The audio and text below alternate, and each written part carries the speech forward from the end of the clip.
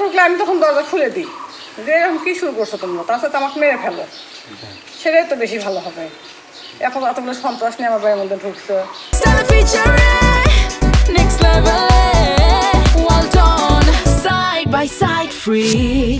আমার ভিতরে ঢোকার পরে আমি আর ভিতরে যাই না।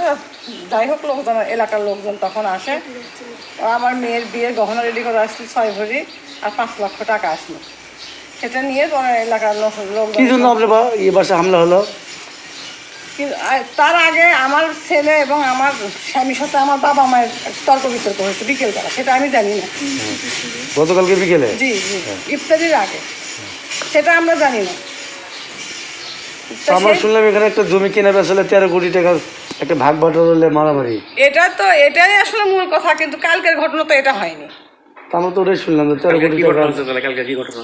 কালকে মনে করেন ওই টাকা নিয়ে মনে করেন ছিলে দুই পক্ষই কথাবার্তা হচ্ছে, এটা বেশ মাস ধরেই হচ্ছে। তো ওখানে মনে হয় আমার আব্বা কথা বলতেছিল, সেখানে আবার আমার হাজব্যান্ডও যায়, যে মানে শ্বশুর জামাই নাকি একটা তর্ক বিতর্ক হয়। হওয়ার পরে সেই ইয়ে করে মনে করেন এই হামলাটা আমার বাসায় হচ্ছে। একবার হওয়ার পরে আমরা আবার চলে গেছি, লোকজন, এলাকার লোকজন ইয়ে হচ্ছে। পরের বার আবার আসছে। পরের বার যারা আসছে তাদের বয়স 18 থেকে 21-22 বয়স, প্রত্যেকে হাতে মানে তখন একদম অস্ত্র হাতে নিয়ে ইয়ে রাস্তা দিয়ে ওইভাবে প্রকাশে নিয়ে আসছে। কি অস্ত্র হলো? চাইনিজ কুড়াল নাকি, তারপরে হচ্ছে যে চাপাতি নাকি, ওগুলো দেয়, লম্বা বের হয়। তো যাকে আপনার বাসার থেকে ক্ষয়ক্ষতি বলতে কি হয়েছে আর কি নিয়ে গেছে? আমার বাসা তো 5 লক্ষ টাকা নিয়ে গেছে, আর মেয়ের বিয়ের 6 ভরি স্বর্ণ রেডি করা ছিল। আপনার থানায় অভিযোগ দিয়েছেন তো? হ্যাঁ, থানায় অভিযোগ দেওয়া। কোনো অফিসার আসছিল সকাল থেকে? না, কেউ আসে।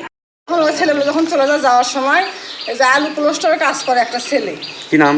আমি তো নাম বলতে পারবো না তার। যাই হোক, কত বয়স? কত বয়স? ওই 17-18 বছর হবে মনে হয়, ছবিতে দেখলাম তো আমি।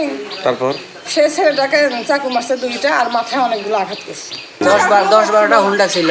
10-12টা হুন্ডা নিয়ে আসছে। আসার পরে ধরেন তাদের কাছে দেশীয় অস্ত্র, দাওটাও আর হচ্ছে 3-4 জন